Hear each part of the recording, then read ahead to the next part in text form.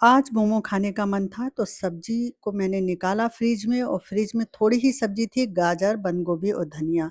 मैंने उसे निकाल कर अच्छी तरीके से धो लिया और गाजर को मैंने कद्दूकस से कस लिया इस तरीके से और बंद गोभी को उठाकर साफ कर कर उसको छोटे-छोटे टुकड़ों में कर कर हमने चॉपर में डाल दिया। उसके छोटे टुकड़े करने के बाद जब हम चॉपर में डालते हैं तो अच्छी तरीके से क्रश हो जाता है और ज़्यादा मेहनत नहीं करना पड़ता है। तो डोरी घसीट-घसीट के हमने बंद गोभी को चॉप करने के लिए रेडी किया है और देखिए इस तरीके से हमारा बंद गोभी छोटे-छोटे भागों में बँट चुका है। तो हमने इसे निकाला है और इसे उठाकर गाजर वाली प्लेट में पलट दिया है। देखने में दोनों कितने अच्छे लग रहे हैं।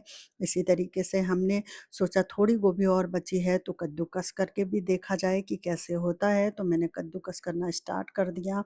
लेकिन सच मानिए कद्दूकस से अच्छा है कि आप चॉपर से करिए, वो ज़्यादा अच्छा होता है। इसी तरीके से देखिए दोनों चीज़ हो गई हैं और हमने धनिया को उठाया, उसे धोया अच्छी तरीके से और उसे भी महीन-महीन करने के लिए हमने चॉप किया है कि धीरे-धीरे हाथों से हमने चाकू से उसे महीन-महीन तरीके से काट लिया है। आप सावधानी से काटिए, अपने हाथों का ख़्याल रखिए और धनिया को देखिए छोटे-छोटे टुकड़ों में काट लिया और अब इसे उठाकर हमने उसी थाली में रख लिया है और देखने में कितने अच्छे लग रहे हैं ऑरेंज, वाइट और ग्रीन। ये तो हमारे फ्लैग का कलर है। तो हम इसे क्या करते हैं कि थोड़ा-सा नमक डाल देते हैं क्योंकि जब हम नमक डाल देते हैं तो सब्जियाँ में जो पानी है वो अच्छी तरीके से अलग हो जाता है। यदि हम पानी को अलग नहीं करेंगे तो जब मोमो बनाएँगे तो हमारे मोमो फट सकते हैं और वो अच्छी तरीके से बनेंगे नहीं।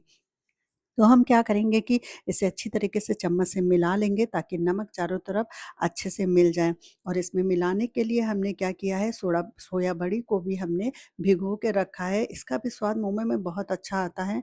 हम इसे मिक्सी में ग्राइंड करेंगे और इसे भी छोटे-छोटे टुकड़ों में बाँटेंगे। अगर आपको ये नहीं पसंद है तो आप इसे नहीं डालिए, अगर आप पसंद है तो आप इसे डाल सकते हैं और भी सब्जियाँ मोमो में डाल सकते हैं। हमारे पास इतनी थी तो हमने इतनी ही डाली। तो देखिए हमारा ये जो सोयाबीन है ये भी होने वाला है, एक बार इसे हम और चला लेते हैं, तो ये छोटे-छोटे टुकड़ों में अच्छी तरीके से हो जाएगा और अब ये तैयार हो चुका है और अब हम इसे प्लेट में पलट देते हैं और इसे भी हम मोमो वाली जिसमें हमने गाजर और बंद गोभी था उसी में हम मिला लेंगे अच्छी तरीके से ताकि ये सारी चीज़ एक साथ मिल जाए। अब हम क्या करते हैं पानी को अच्छी तरीके से निचोड़ लेते हैं, हाथ मैंने धोए हैं अच्छी तरीके से क्योंकि हमें भी अपने बच्चों को खाना खिलाना होता है। तो हम अच्छी तरीके से हाथों को साफ करके ही हर एक चीज़ को बनाते हैं। तो हम निचोड़ते हुए पानी को अलग करेंगे। देखिए सब्जियों ने कितना पानी छोड़ दिया है और इस पानी को पूरी तरीके से हम अलग कर कर हटा देंगे। आप चाहे तो उस पानी का इस्तेमाल कर सकते हैं लेकिन हम नहीं करते हैं। तो हम धनिया को पूरी तरीके से इस व सारी चीज़ों में मिला लेंगे और अब देखिए सारी चीज़ में हम पूरी तरीके से धनिया को जब मिलाते हैं तो देखने में कितना अच्छा देखिए हमने ये लहसुन जो है फ्रोज़न करके रखा हुआ है। इसकी भी वीडियो मैं एक दिन बनाऊँगी कि कैसे रखते हैं। तो और हम थोड़ी-सी इसमें काली मिर्च डालेंगे जो कि पिसी हुई हमारे पास थी और हम इसमें अब थोड़ा-सा बटर डालेंगे जो कि मोमो को जूसी बनाता है। आप चाहे तो अगर आपके पास बटर नहीं है तो आप घी भी डाल सकते हैं और इसमें वनस्पति तेल भी डाल सकते हैं, जो आपकी इच्छा हो वो डालिए। लेकिन थोड़ा-सा चिकनाहट होने के कारण मोमो जूसी होता है, आपके घर में जो भी है आप उसे डाल सकते हैं। तो हम क्या करेंगे नमक डालेंगे, याद रखिए कि नमक आपने पहले भी डाला है, आप अपने स्वाद अनुसार डालिए, अगर आप ज़्यादा नमक खाते हैं तो ज़्यादा डालिए, अगर कम खाते हैं तो कम डालिए, आप अपनी इच्छा के अनुसार डाल सकते हैं। तो हम क्या करेंगे हमने इसको बटर को पिघलाया नहीं है क्योंकि गर्मी बहुत है, ये अपने आप से इस समय पिघल जाएगा।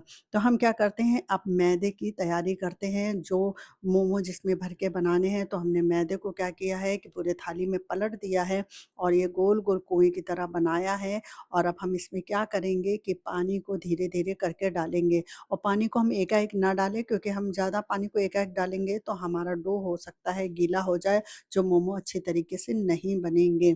तो हमें आटा इसका ऐसा रखना है जो हम रोटी बनाते हैं उससे थोड़ा-सा सख्त होगा और इस तभी मोमो हमारे अच्छे होंगे और आटे को थोड़ी देर रेस्ट करने देते हैं। तो हम छोटी-छोटी लोइयों को या बड़ी-बड़ी लोइयों को जैसा आप पसंद करते हैं हमें घर में खाना है तो इसलिए हम थोड़ा बड़ी-बड़ी बड़ी रखते हैं लोइयाँ ताकि फटाफट मोमो बन जाए। छोटी-छोटी बनाएँगे तो ज़्यादा काफ़ी टाइम लगेगा और बड़ी-बड़ी बनाएँगे तो जल्दी। तो ये देखिए राउंड-राउंड करके हमने बेलना स्टार्ट कर दिया है, तो हमने जो भी मसाला बनाया है वो हम इसमें भरेंगे और इसे हम आकार देंगे। तो मोमो का आकार आप अपनी इच्छानुसार कुछ भी दे सकते हैं। देखिए एक प्लेट डालते हुए हम अपने हाथों को घुमाते हुए राउंड-राउंड करते हुए देखिए बनाएँगे तो इस तरीके से ये बनकर तैयार हो जाता है।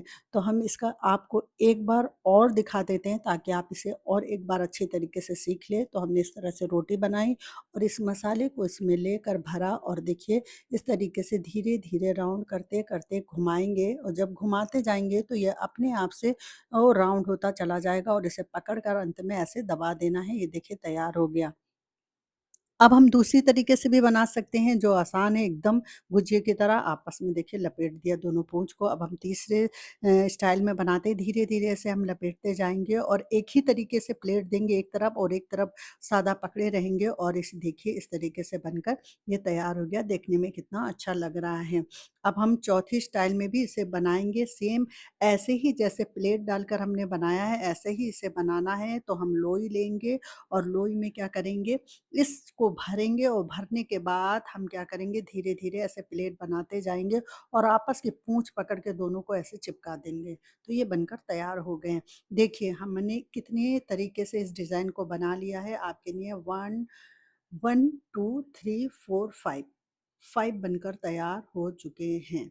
तो हम क्या करेंगे अब इस थालियों को भरना स्टार्ट करेंगे। हमने मोमो की लोइयों को बेलना स्टार्ट किया है फटाफट ताकि ये जल्दी से थालियाँ भर जाएँ और हमारा मकसद यही रहता है कोई भी चीज़ हम बनाएँ, स्वादिष्ट बनाएँ और फटाफट बनाएँ और फटाफट बनाकर उसे हम खाएँ और एन्जॉय करें। तो देखिए हमने भर-भर के स्टार्ट कर दिया है और ये थालियाँ भरने ही वाली है, कुछ समय और लगेंगे और ये थालियाँ पूरी तरीके से भर जाएँगी। तो देखिए हमारे मोमो बन चुके हैं और थालियाँ भर चुकी हैं, तो हम क्या करेंगे छत में हैं, हमने भट्टी लगाई है और उस पे हमने क्या किया है मोमो का कंटेनर रख दिया है और पानी डाला है। इसमें हम डालेंगे थोड़ा-सा दालचीनी और लौंग जो कि हमारे मोमो के स्वाद को बढ़ा देता है। तो हम क्या करेंगे इसमें डालेंगे टमाटर और लहसुन भी के साथ-साथ में इसके क्या हुआ चटनी भी बनता चला जाए और चटनी बनाने में अलग से हमें कुछ भी नहीं करना पड़ता है, साथ ही साथ दोनों बनकर तैयार हो जाते हैं। तो हमने क्या किया है इन्हीं पानी को डाल दिया, जब पानी ये खौलेगा तो चटनी भी बन जाएँगे। मोमो के कंटेनर में हमने एक-एक करके ऑयल को लगाना स्टार्ट कर दिया है ताकि मोमो आपस में चिपके ना, यदि हम ऑयल नहीं लगाएँगे तो मोमो आपस में चिपक जाएँगे और जब ये बॉयल होंगे, जब हम इसे निकालेंगे, जब ये स्टीम होंगे तो जब निकालते समय ये सारे मोमो फट जाएँगे। तो इसीलिए कंटेनर में अच्छी तरीके से ऑयल लगाना है ताकि हमारे मोमो चिपके ना और आसानी से निकल जाएँ। तो हमने एक-एक करके सारे बॉक्सों में मोमो को भरना स्टार्ट कर दिया है और हमारे 3 बॉक्स हैं जिसमें हमने पूरी तरीके से मोमो को भरा है और हमने भर कर इसमें ढक्कन लगा दिया है। और अब ये भट्टी पे चढ़ने के लिए तैयार हैं।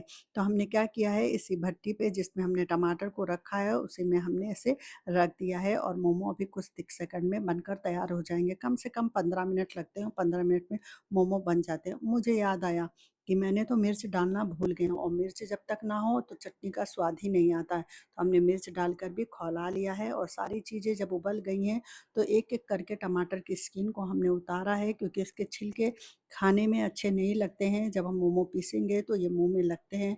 तो हम कैंची की सहायता से एक-एक मिर्चों की जो डंडियाँ हैं उसे काट लेंगे और लहसुन के भी पूँछ को और आगे ऊपर जो उसकी टोपी होती है उसको हटा देंगे। लहसुन बॉयल है इसलिए अच्छी तरीके से सारी चीज़ें निकल जाती हैं और उसके छिलके आसानी से अलग हो जाते हैं।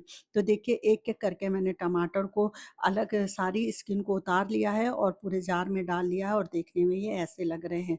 तो अब हम क्या करेंगे इसी जार में अपने स्वाद के अनुसार नमक भी डाल देंगे और नमक डालने के बाद हम इसे पीस लेंगे। पीसने के बाद जब हम इसे बाउल में पलटते हैं तो देखिए हमारी चटनी इस तरीके से दिखती है, देखने में कितनी अच्छी लग रही है। अभी मन कर रहा है कि फटाफट खा लें। तब हम क्या करेंगे इसी चटनी में हम हरी धनिया को महीन-महीन कट करके डालेंगे और हरी धनिया का स्वाद जो है चटनी को और भी बढ़ा देता है और देखने में भी हमारी चटनी बहुत ही सुंदर लगती है। तो हम सारी धनिया को अच्छी तरीके से धोकर महीन-महीन काट कर इसमें डाल लेते हैं और हम क्या करते हैं मोमो को देखते हैं 15 15 मिनट बाद जब हमारे मोमो बनकर तैयार हो गए, तो हम इसे पलट देते हैं। और देखिए कुछ हमने कंटेनर में भी लगा कर रखे हैं, देखिए साइज़ में ये इतने बड़े-बड़े हैं और हम इन्हें से भी पलट देते हैं और ये देखने में बहुत अच्छे लग रहे हैं और खाने में भी ये बहुत अच्छे होंगे। जब हम हाथ से कुछ भी चीज़ बनाते हैं, तो वो खाने में बहुत टेस्टी होते हैं। तो आइए मैं तोड़कर आपको इसे दिखाती हूँ, देखिए अलग-अलग तरीके से सारी सब्जियाँ दिख रही हैं और हम इसे चटनी में डीप करके इस तरीके से खा लेते हैं। आप भी ऐसे मोमो घर में बना सकती हैं, कोई भी कठिन नहीं है, धीरे बनाइए। बनाते-बनाते आप मोमो के शेप को भी बनाना जान जाएँगे और घर में ही आप अपने बच्चों को बनाकर खिला सकते हैं।